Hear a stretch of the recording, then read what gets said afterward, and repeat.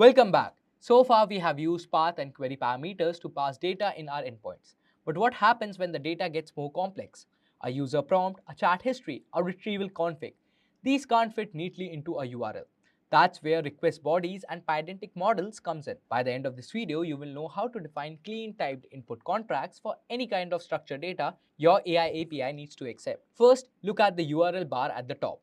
/search id equals to 123 and keyword equals to FastAPI and page equals to 2. That's fine for simple values like id, a keyword or a page number. But now look at the request body card on the right. A prompt, system instruction, a chat history, a top K value and a stream flag.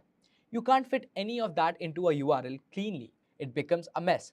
Complex structured data belongs in the request body, and the solution is straightforward. You define exactly what that body should look like using a Pydantic model. That's what we cover next. A Pydantic model is a Python class that describes the shape of your data.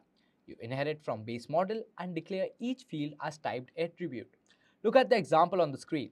Query request has three fields. Prompt is a required string. Top K is an optional integer that defaults to 5. And stream is an optional boolean that defaults to false. When FastAPI receives a request, it passes the body through this model. Pydantic checks every field against its declared type.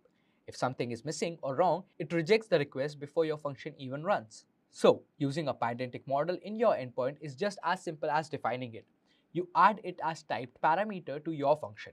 FastAPI sees that it's Pydantic model and automatically reads the request body and maps it to the model. Look at the /ask endpoint. The request parameter is a type of query request. FastAPI handles everything, passing the JSON body, validating each field, and making the data available through the request object. And because FastAPI knows the model shape, it also adds full input schema to your /docs automatically. So let's look at a more realistic example. This is a request model for RAG API Karan is building. Prompt is required, every query needs it. System prompt is optional. It lets caller override the default instruction. Top K controls how many document chunks gets retrieved. Score threshold filters out low relevance result below a certain score. And stream tells the API whether to return the answer all at once or token by token. Every field is typed and every optional field has a sensible default. And Pydantic enforces all of it automatically. This is what a clean API contract looks like. But sometimes your request body contains structured data inside structured data. A chat API is a perfect example. Each message in a conversation has two fields, a role, which is either user or assistant, and content, which is the actual text.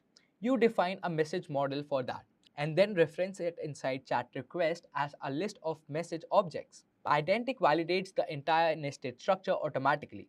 If any message in the list has a missing role or content, the whole request is rejected with a clear error. This gives you a deep automatic validation without writing a single validation function. So, to wrap up, when your endpoints need to accept complex structured data, use a Pydantic model. Define your field with types and defaults. Pass the model as a function parameter and FastAPI handles parsing, validation, and documentation automatically. Nested models let you handle complex structures like chart histories cleanly. In the next video, we flip to the other side, response models and status code. You will learn how to control exactly what your API returns and how to communicate the right status to your callers. See you there.